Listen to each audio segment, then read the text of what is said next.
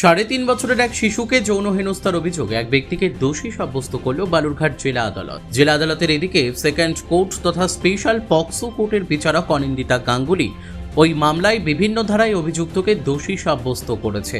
আদালত সূত্রে খবর, এই ঘটনাটি গত ২০২২ সালের ১৫ই মের ঘটনা। তপন থানায় এক মহিলা অভিযোগ দায়ের করেন।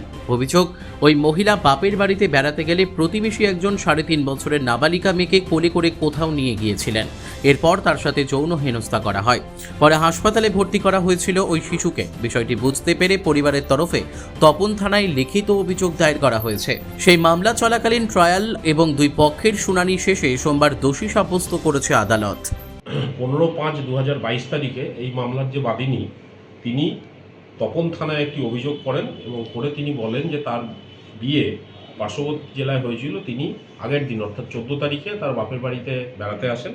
সঙ্গে তার 3.5 বছরের নাবালিকা শিশুকন্যা ছিল এবং 14 তারিখে বিকেলে দুপুরের দিকে আনুমানিক 3টের দিকে যখন বাড়ির লোকজন সবাই ধান মাড়াইতে ব্যস্ত ছিল, সেই সময় ওনাদেরই দুঃসম্পর্কের আত্মীয় পার্শ্ববর্তী বাড়িতে থাকেন এই মামলার যিনি আসামি, তিনি আসেন এবং ওই বাচ্চাটিকে কোলে নেন। যেভাবে আদর করার জন্য সাধারণত বাচ্চাদের কোলে নিয়ে থাকে আত্মীয় স্বজনরা, কোলে নেন এবং নিয়ে সেখান থেকে চলে যান। কিছুক্ষণ পরে যখন ফিরে আসেন তখন দেখা যায় বাচ্চাটা ছটফট করছে, চিৎকার চেঁচামেচি করছে এবং তার কোথাও ব্যথা হচ্ছে।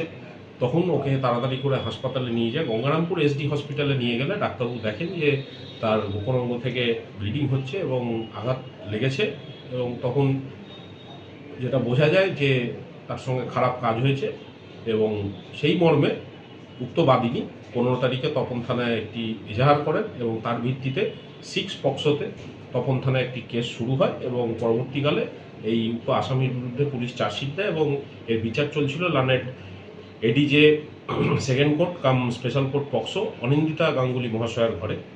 আজকে লানেট কোর্ট দুপক্ষকে শোনার পরে ট্রায়ালের শেষে আসামিকে IPC 376 capital A capital B ও পক্সো আইনের 6 ধারায় দোষী সাব্যস্ত করেছে এবং আগামী 30 তারিখে ফিক্স করেছেন ওনার চূড়ান্ত রায় ঘোষণার জন্য।